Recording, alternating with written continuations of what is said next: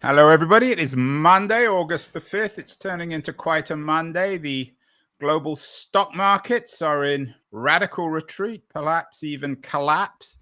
And on the political front, riots in England, all sorts of interesting things happening in the United States, both on the left and the right. So in radical terms, perhaps politics is changing as dramatically as economics. And one man who understands that, I think, as well as anyone, is my guest today. He was on the show a few years ago, and I've always found his two books to be enormously useful in terms of making sense of what's happening in the world today politically.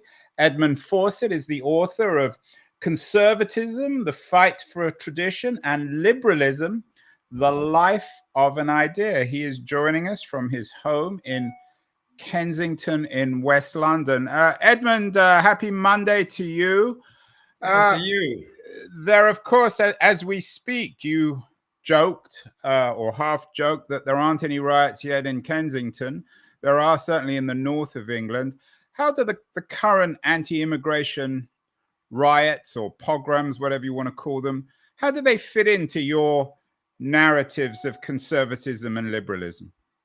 Well, they feel very bad. I mean, in many ways, they're quite horrific. They're not Kristallnacht. I think we need to have some sense of historical perspective here, but they are bad, and they reflect, to answer your question, very much what happens in politics when the media, the politicians, the elites, if you will, encourage a way of talking in politics and arguing that then encourages rioting and the throwing of stones.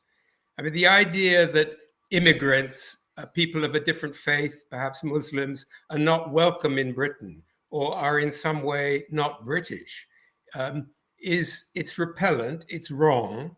And for a time, it became rather unworthy to say so in public, particularly for politicians. But alas, in the last 20, 30 years, that kind of restraint has fallen away.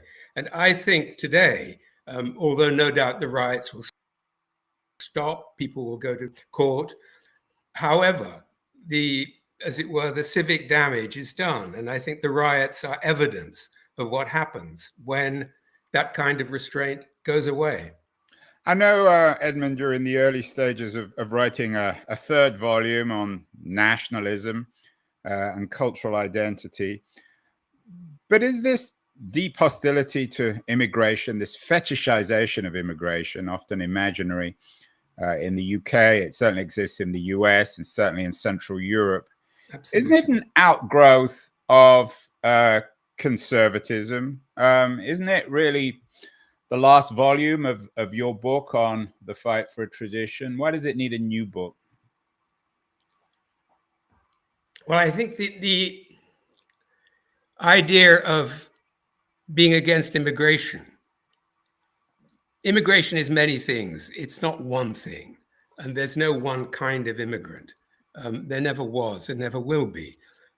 Using immigration as it were, a flag or a brand to unite a political... I think the first thing one has to do is look at the anger behind it and look at the social failings of people who are looking for some kind of political or social answers to their local problems, namely underfunded social services, overcrowded health services. And it's so easy to blame an outsider. That's pervasive. I mean, that happens in the United States. It happens across the west of Europe. It's happening here. But I think the link that and this is to answer your question, what is the link here to conservatism? I think anti-immigrant, anti-foreigner feeling feeds into a very common historic theme on the right that you see in all the four countries that I've worked in as a journalist and somewhat know a bit about: France, Germany, Britain, and the United States.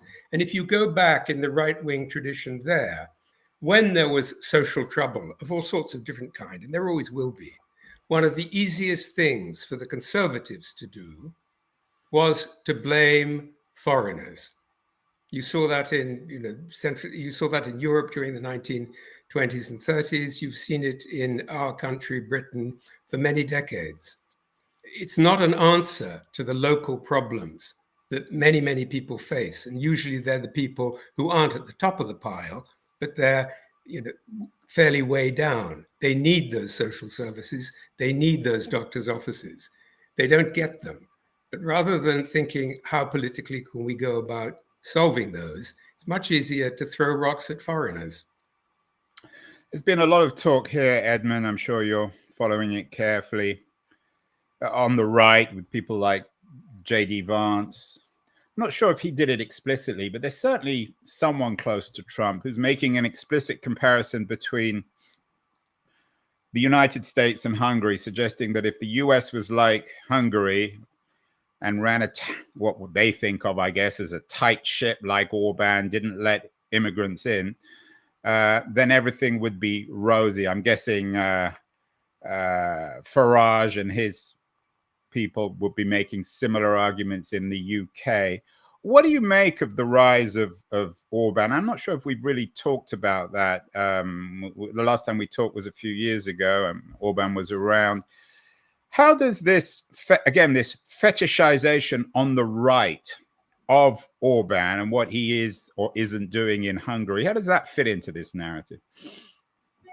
Well, Orban was an outlier, and it's interesting that he's become something of a beacon for the hard right. Just a sort of footnote, Budapest has become a outpost on the Danube for all sorts of very hard right institutes and groups, many of them subsidized, by the way, by the Hungarian state, which is itself for a free market philosophy, quite amusing. But under various names, national conservatism, you name it, Budapest has become a beacon. But I'm not sure that Orban himself or his politics may be the most clear line here. No country's politics is ever quite like the other. I think J.D. Vance and people like him, professors like Patrick Deneen. Your old friend, Patrick Deneen. I know you're a big fan of his. I'm a big fan of his. Well, he really brings out it brings out intolerance in even the most tolerant people like yourself. In fact, a couple of weeks ago, I was at a conference in Washington, D.C., Liberalism for the 21st Century. I think you would have actually, some of the people there could have done with reading your book, but there was an interesting one panel on post-liberal critiques. And one of the people was Mark Lilla, who's a particularly tolerant NYU no, I think he's a Columbia University intellectual historian. He's been on the show, delightful fellow, and very smart. But he absolutely hates Deneen and his type. And I know you're not a big fan. Also, I'm not a big fan. I've reviewed Deneen's books, and look, let's say the good stuff. Let's say the positive. He's very smart. He's bright. He's very eloquent. He knows how to. I wouldn't say he knows how to argue. He's rather slippery in argument, but he's extremely persuasive in the pulpit or at the rostrum. I've read, and I think I may have reviewed both his recent books, Why Liberalism Failed, and his most recent book, Regime Change. And they're very interesting because both of them, or certainly the Regime Change book, is very typical of the hard right now, is that there's a kind of grown-up side to it that looks at the shared world we all live in, points to lots of political and social problems. And Deneen actually comes up with quite imaginative, serious ideas about how we might solve them. I mean, just to give you examples of his policy ideas from Regime Change, which I think came out last year. Civilian national service, workers on company boards, and there were others like that. Sounds like the left to me. Indeed, reading part of the book, it sounds like social progressive left.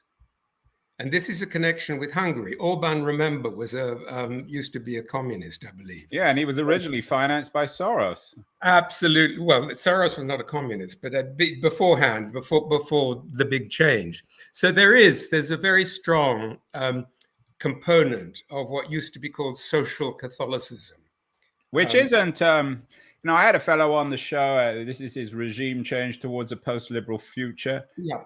People used to talk about post-liberal futures in the early 20th century, which of course resulted in the F word. Edmund, are there elements, fragments of early fascism in the work of people like Deneen and these other? Can we? I will certainly answer that, but just to finish on Deneen, the other aspect of his book, it's so funny. There are these, serious policy proposals, but frankly, to get into congressional redistricting, workers on boards, the details of a civilian national service, it's frankly rather boring. Whereas what he suggests for America, namely a kind of national populism directed by a virtuous, presumably fairly Christian, if not Catholic elite. Like J.D. Vance. It sounds like kind of Iran in the United States. It sounds like a theocracy. So that is the takeaway in the book that gets attention. And that is really quite, I think that's what will get people like me and Mark Liller quite anxious and alarmed. There is a strong Catholic tradition of that kind of authoritarian view that the people, particularly modern people, are not really able to look after themselves. They can't be relied on to do the right thing. And coming back to the fascism question, I know you're going to come back to it. In the 1930s, of course, there were many Catholic sympathizers with the extreme right in Central Europe. The Catholic parties, not Catholics, one can't generalize about all Catholics, but the Catholic parties first in Italy and then in Germany. And in Slovakia and in Hungary. In Italy and Germany, they bottled. At the moment when the left and the center, including the Catholic parties, should have said, hey, this is no good. Mussolini, Hitler, this is a road to perdition. The Catholic parties bottled, and they said, well, it's better than Bolshevism, and we better, we'll control Mussolini, we'll control Hitler. And of course, they were wrong. Where I don't think that the present day, the fascist analogy is very useful, is that, that was then, that was almost 100 years ago. Situations are very, very different. And we've also had the experience of how badly it can go wrong if you take that route. I think the danger from the hard right is subtler and less radical. Edmund, I want to just stay on this for a minute. Another person who has written very critically about Deneen and his crowd is Michael Walzer. Yes, an excellent piece in Liberty's Quarterly, Notes from a Dangerous Mistake. He's been on the show. I'm sure you're familiar with Walzer. He's an intellectual historian like yourself.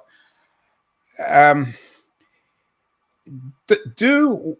is it that Deneen is so annoying to intellectual historians like yourself and Walzer? There's more progressives. I mean, I don't think you're quite as far on the left as Walzer. But what is it about the work of Deneen that is just so aggravating? Well, I think partly that it is clever, and you have to do it's clever. And I mean, you know liberals very well. I mean, if liberals, I'm surrounded by them, have a deep fault, it is self-doubt. And a lack of humor as well. They don't always, they sometimes struggle to laugh at themselves. Well, this is one of the big troubles. I mean, it was said of Matthew Arnold. He wasn't quite a liberal, but anyways, a 19th century British intellectual. It was said that when he woke up in the morning, everything was an open question to him. And if there, we have a fault, that's liberals. So we read Deneen, and after a few pages, we're absolutely furious, like, a cartoon, sort of a cartoon rage. And then we see, well, actually, he has a point or two. He's quite right. He's quite right about this. He's quite right about that. And I think it's what enrages us is that he's able to dance around and in the end evade some kind of final judgment. He's also quite pretentious, I think. I think the difficulty is that he is quite pretentious, and the complaints he makes about liberalism. I mean, this is going to sound okay, a tiny bit tedious, but let's go there. He has some very big end complaints about liberalism. They sound, big stuff. This is philosophy, and he has got some quite big words to talk about it. But actually, when you prod it, it's empty. There's a brilliant book written about 40 years ago by another very good liberal intellectual called Stephen Holmes. And it was called An Anatomy of Anti-Liberalism. And he nailed several of the argumentative tropes that people like Deneen use against liberals. And I'm not as well schooled in Deneen as you are, or Michael Walzer, but it often seems to me that he's more hostile to capitalism than liberalism. You see, this is the difficulty. They aren't. I mean, you mentioned, this is one of the things about the hard right, is that it's an amalgam. It's an amalgam of three things: of global capitalism,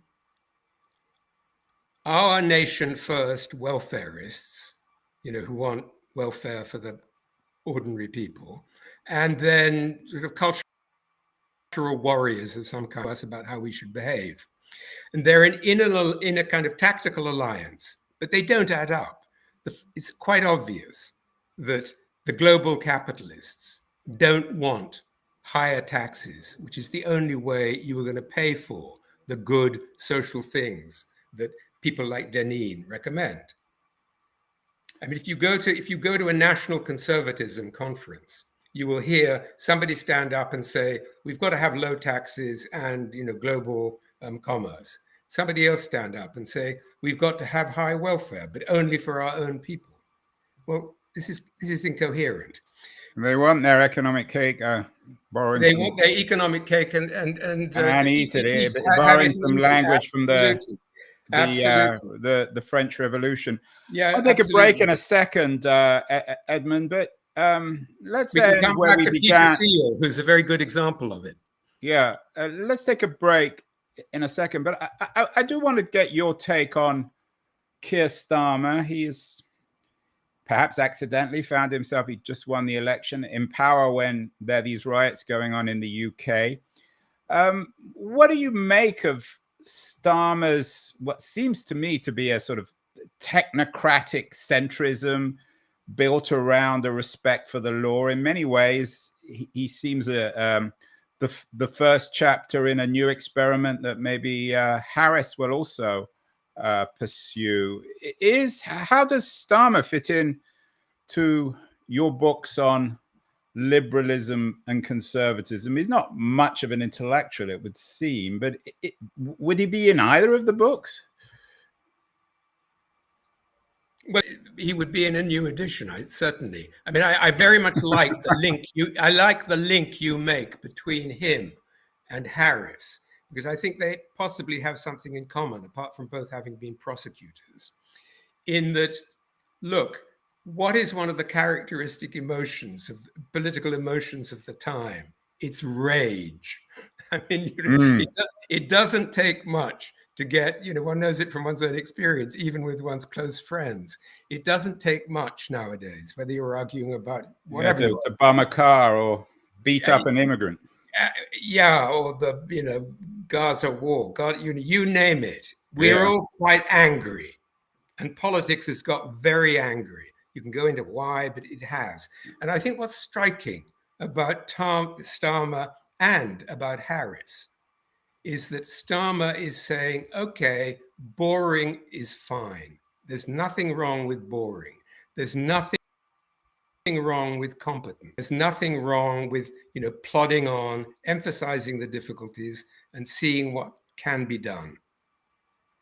That's actually, looking at the last 15, 20 years in my country, that's not a bad message. We have gone through one of the worst examples of kind of collective self-wounding, namely leaving the European Union, that you can imagine.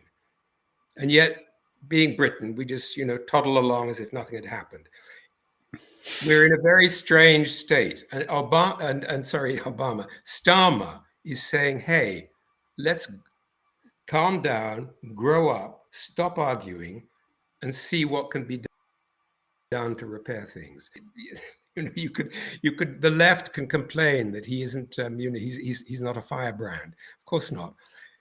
But I think that's quite a good message. To come to Harris, I think she's possibly got something that is very, very good as a campaigner, and that is laughter. What is one of the things that bullies absolutely hate? And that is not to be taken seriously. To be called weird, right? That's what they really hate. Not even you don't even need to abuse or you don't need to demean or abuse, because that's sort of going to the anger route. But just laughing, it's wonderful. It deflates. It kind of leaves the bully gasping, not knowing what to do. And if Harris can use that in a slightly different way from Starmer's boringness, maybe she can, Is there a female quality to laughter? I was going to call you Patrick, Edmund. That would have been terrible. That's okay. But we can. It's laughter. You write a lot about gender, both in both books, and I know your upcoming book you'll write about it as well. But is there a gender quality to Harris's technocratic humor? I think there is. I think. Are you saying is there something about humanity in which women laugh at men? I would say from experience, yes. I mean, men can be unbelievably pompous and domineering, and one of the ways that to deflate us is laughter. We are speaking with. I keep on going to call you Patrick Deneen. You're anything but Patrick Deneen. Edmund Facwell. I'm an anti-Patrick Deneen. He's the anti. He's the un-Deneen because he's not pretentious and he writes about real things. He's the author of two wonderful books, Conservatism, The Fight for Tradition, and Liberalism, The Life of Idea. He's working on a third book on nationalism. We're going to take a short break. Edmund, I want to thank our friends. Your work would be very, very comfortable actually in Liberties, the new quarterly of culture and politics. You should write for them. I'll get you a free subscription as a guest on the show. Great. I'm going to run a short feature on Liberties and then we'll be back. And I want to talk more broadly with Edmund about the future of liberalism and conservatism in the 21st century. So don't go away, anyone. We'll be back in a second with some more thoughts on the future of conservatism and liberalism. The noise, there is nuance, insight. Liberties is not just a journal of ideas. It's a meteor of intelligent substance. It's the place to be for engaged citizens. Politics, opinion, substance. Liberties is a triumph for freedom of thought. A quarterly of urgency, of cultural exploration, of intellectual delight, of immaculate prose. It's invaluable. Subscribe now or find Liberties at your favorite bookseller. And you can subscribe to Liberties at libertiesjournal.com. We're speaking with very much of a Liberties style writer, Edmund Facwell, the author of Liberalism and Conservatism. I'm not sure which book this came from, Edmund. I think it was from the Liberalism book. But you have this wonderful quote. I'm going to quote it in full. Well, politics chess, liberals had white. They moved first. Conservatives had black. They countered liberalism's opening moves. In time, the initiative changed hands. Conservatives, who began as anti-moderns, came to master modernity. For the right was, in telling ways, the stronger contestant. We talked in the first half of the show about the current state of play. Is the right still the stronger contestant in making sense of modernity? I think it's the stronger contestant in electoral terms at the moment, in terms of whether it's the stronger in terms of making sense of modernity. I feel like sort of repeating Chow En-lai. It's too early to tell. Yeah. The right has enormous strengths. And this is, I think, one of the things that the left, sometimes, we on the left are prone to forget, like a poor chess player. We get wrapped up in our own position and forget that what's important is to think of the best next moves your opponent can make. The right has great strengths. Above all, and this is open to misinterpretation, but in the end, the right is the party of property. Property has hugely changed into this kind of modern political contest began. Lots and lots and lots of people have property now. It's very democratic, it's much wider spread, but still the right speaks for property. This is very crude. The left, on the other hand, has always spoken for equality, for fairness, for a fairer share for everybody. The two are compatible, but they're also easily in contest. The right at the moment seems to be going through a very weird phase. The right came out of the middle of the last century in a very compromising mood. It has seen what disasters liberal democracies could lead to. The collapse into fascism and a terrible world war. And it was determined to avoid that. And in collaboration with the left, with the liberal left, the liberal right did fairly well for 20, 30 years.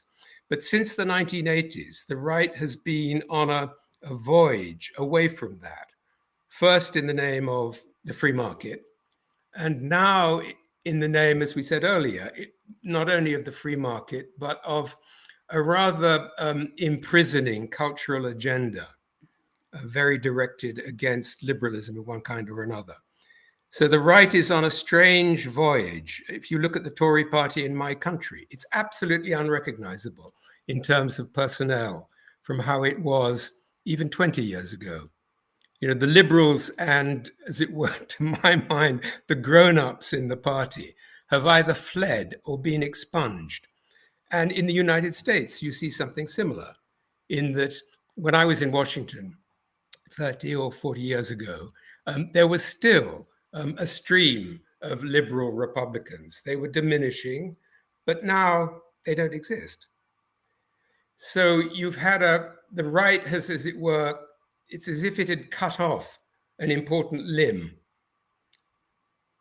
It's also added a kind of angry talk about society, about its opponents, that again, grown-up politics after the middle of the last century had thought, this is bad, we don't go there. This kind of angry politics leads to disasters.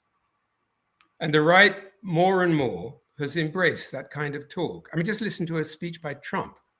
I mean, it's full of the most outrageous. They're very appealing. They get the crowd on its feet, but they're sort of outrageous, slightly crazy, anger-making suggestions. Similar in France, the what used to be called the Front National, and here, I mean, as we talked about earlier, the Reform Party and many of the people in the Tory party now who sympathize with it, though they don't dare say so, think and talk the same way. In your excellent book, Conservatism, you break the history of modern conservatism into 4 phases, and you talk about its 4th phase from the 1980s onwards. You call it hyperliberalism and the hard right. Who you've talked to? We talked about Trump. You talked about Farage. You mentioned Le Pen. What about Meloni? Are there models, or Orban? Are there models of contemporary conservatives who are still good chess players, who are reinventing the nature of things as they? Well, you mentioned Meloni, and I don't have kind of any fingertip feel for Italian politics. Whatever I had, I lost long ago. But my sense from the outside is that Meloni has some political skills, some sense of both what's doable within the Italian system and what is wearable with her opposite numbers in the chancelleries of Europe and the United States. I think she's probably quite an accomplished and grown-up politician. If you don't like her politics, you might think that's a bad thing because it makes her rather a better opponent. The National Front in France, what are they called? The Rallye National in France, there it's harder to tell. What's striking in France is that they've now got the most recent election. The hard right got 32% of the vote, which is an astonishing figure. Should we be using this term, Edmund, the hard right? Is it a liberal invention to define people they don't like? Many of my, I have 2 or 3 very dear, very close, very brilliant conservative friends. And I've been using the term for about 6 years. And they say to me, Edmund, I agree with a lot of what you're saying, but you mustn't use this term hard right. I mean, it's like the way that conservatives used to describe the hard left. Well, I don't. It would be bumptious and conceited to claim that I coined it. I never did that, but I did begin to use it about 6 or 7 years ago in print at a time when it hadn't become the standard word. I think now it's become completely standard. People talk about the hard right as they talked about the hard left. What's the justification for it?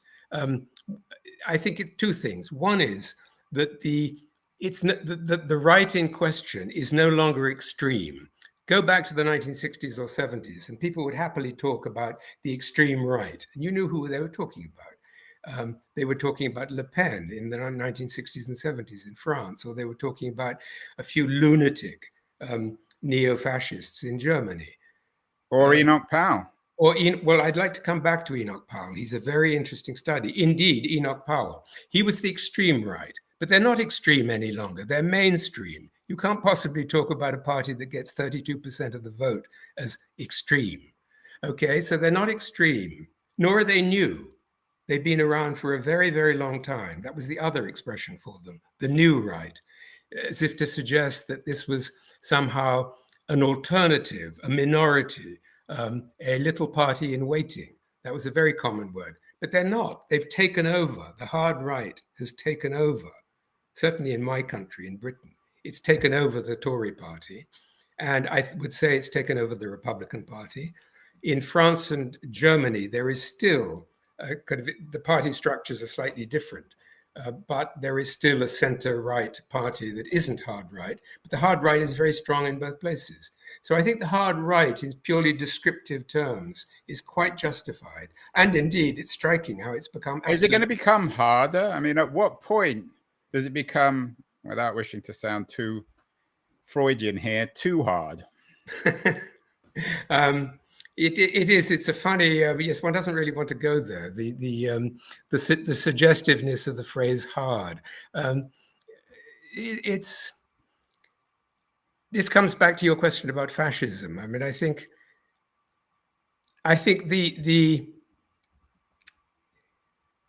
institutional strength and the sheer variety and complexity of our societies and politics now make the kind of domination by a single party under a charismatic leader highly improbable. That said, can the hard right become harder? Well, let's take one example of phlegmatic, sensible, commonsensical Britain. What have we done in the last 10 years? We have, by collective decision, very narrow, but still, by collective decision, we have wounded ourselves. We have isolated ourselves from world politics in a way that I think historians will look back on and they will puzzle as to why this could have happened, a kind of national madness. And we left the European Union. So that's one example of how hard the right can become. Of course, being Britain, everybody now pretends this hasn't happened, but it has, and we will live, and my grandchildren and their children will live with the consequences for a long time. And I think in your country, in the United States, if Trump wins the election, I think one of the harder aspects or hardening of the hard right you may see is a open attack on the federal government. Which is implicit in what he's saying. In much of what they say, what but he's saying, and it his message is less veiled than it it was will in take a very 2015. particular form in the United States. And I think J.D. Vance has actually said it quite clearly, is that they want to, in effect, fire many layers at the top of the federal civil service. That's the urbanization. By removing civil service protection from the job. It's the urbanization or the Erdoganization of absolutely, and making them political appointments. So I forget what it was called. Was it called the Yellow Book in Washington, which was a new administration would have, which would be a long list of all the new jobs they could put political appointees into, and it was quite a thin volume at the time, because you could only do it down to the level of, I think, assistant secretary in the departments. Now it's going to be a quite thick volume, and the Trump hard Republicans will get rid of a great number of people who, up until then, had civil service protection. It'll be politicization of the federal government. It'll be the required reading of historians, in addition to Patrick Deneen's Why Liberalism Failed. Anne Applebaum, another old friend of the show, has a new book out. I think it's called Autocracy, Inc., in which she connects all this with Putin. There are a new wave, I think, of cold warriors who make Putin the engine of all this. How do the Farages and the Trumps and the Orbans, how closely associated are they with Moscow, in your view? I don't think... There may be, but no doubt there are personal connections, there are lots of channels, there are lots of linkages, there are lots of similarities. But I think one needs to be quite clear.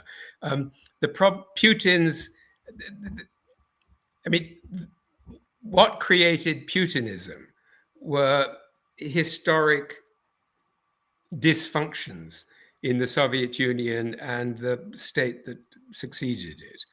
I don't think that... I don't see Putin in Trump or in the Brexiteers I don't think it works that way. Or in even in somebody like Meloni. I think it's very different. They are still operating in a liberal democratic system with a reasonably independent judiciary. There are no political prisoners. In the United States and across Western Europe and in Britain, political opponents are not disposed of. Organized crime is persistent, but is not out of control. I mean, there are so many differences between the ex-Soviet Union and the countries we're talking about that I think analogies between the two kinds of politics are different.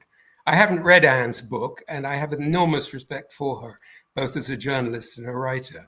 But I think that kind of analogy distracts us from where the dangers from the hard right come in our societies. Let's end, Edmund, with a return to your wonderful chess analogy and the chessboard. Are Harris and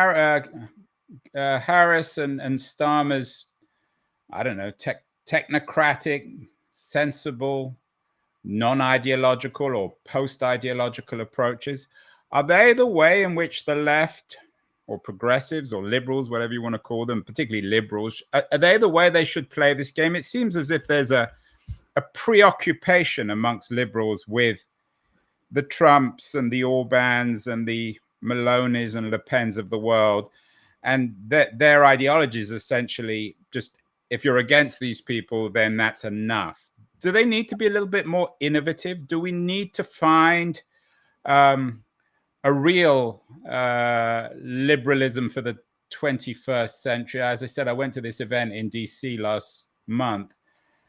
Fukuyama ended it, but I think everyone's still scratching around for the outlines of what liberalism should look like in the 21st century. I think that's hyper right down the line, Andrew. I think there is a terrible danger that we have such a fat, left intellectuals, we find we have such a fat target on the right to get preoccupied. Very fat in the United States. Indeed, it's fat. It's fat for us. It's fat for you. It's fat across Western Europe. It's very easy to get preoccupied that. No, I think, to me, what is vital is that the liberals of the left and the left itself, maybe the sort of the anti-liberal left, they have to come together and they have to accept that a lot of the problems that the Western liberal democratic societies are facing cannot be solved with sort of angry, pointless disputation. They're going to have to be solved at the center by right-wing liberals, by left-wing liberals, and with at least the cooperation, if the acquiescence, if not the cooperation of the left. That's a huge project, but I think that's the only grown-up one that faces us. But where's the, brings to mind the Popular Front of the 1930s. Where does this innovation, Edmund, come from? A lot of talk, particularly on the West Coast where I live, on networks and the role of digital technology, local democracy, citizen assemblies, reform of politics, obviously the old New Deal economics. Where do you think the most vital, and in your chess metaphor, the best winning strategy should be for liberals in the second, and we're almost in the second quarter of the 21st century? Yeah. Well, I think like many of these movements, I think it'll grow from think tanks, from universities, from political journals. Oh dear, that's not good. It seems to me. Then won't we end up with ideology by committee? Grow. I mean, that's where the hard right came from. The hard right came from speeches and speechwriters and journals that are now forgotten in the 1960s and 70s. Are there young liberals then? But, I mean, don't knock the think tanks, and I think that's where the ideas will come from. The policy ideas for this recreation of a liberalism for the 21st century. But above all, I think what is needed is an openness to the idea of coalition politics and what you call a popular front. You had it in France, and it kind of wasn't a desperately encouraging example. Doesn't sound very innovative. I mean, you earlier in your career, very early in your career, you worked at New Left Books, and you were involved with Rolling Stone magazine. Yeah. Where's the really interesting new thinking coming from, Edmund? Well, that's what I'm saying. I mean, I think if you want interesting new thinking, you have to go to the think tanks. Well, give me some names. I haven't any names at the moment. Well, I have actually. There is one in Britain, the Resolution Foundation, which is a very good example of what I'm talking about. It's run by run by two people. One is David Willits, who is an old Thatcherite, or a young Thatcherite minister who has actually moved very, very much to the center of politics. I think he might still call himself a conservative, but he's very liberal conservative. And there is its director is somebody called Torsten Bell, who was, I think, elected as a Labour MP. You could correct me. That is a very good example of exactly the kind of think tank that I'm talking about. It's completely grown up. It does very, very good analyses of the social problems, economic problems that this country is facing. If you say new ideas, Rolling Stone, New Left, in a way, that was a wonderful time and that was very important. But it's very easy to come up with a radical new idea. Somebody says black, you say white. That isn't what we're facing. What we're facing is what the Resolution Foundation, to give an example, gives us, which is very detailed, patient explanations and accounts of the social problems we're facing with ideas of how to solve it. And above all, they're bipartisan. I think if liberalism has a future in the next few decades, I think that's the only way to go. And I think you probably, this is beyond my knowledge, I think you'd find similar think tanks in France and Germany, possibly even in the United States. Well, we'll have to get someone from the Resolution Foundation on the show. I Edmund recommend Fawcett. it. And we'll get you back. Edmund Fawcett, the author of Liberalism and Conservatism. It's always so refreshing to talk to someone with such a comprehensive and meta view of our current political opportunities and dilemmas. Thank you so much, and we'll talk again in the not too distant future. I hope so. I'm glad to see Ernst Lubitsch on the cover of Liberties.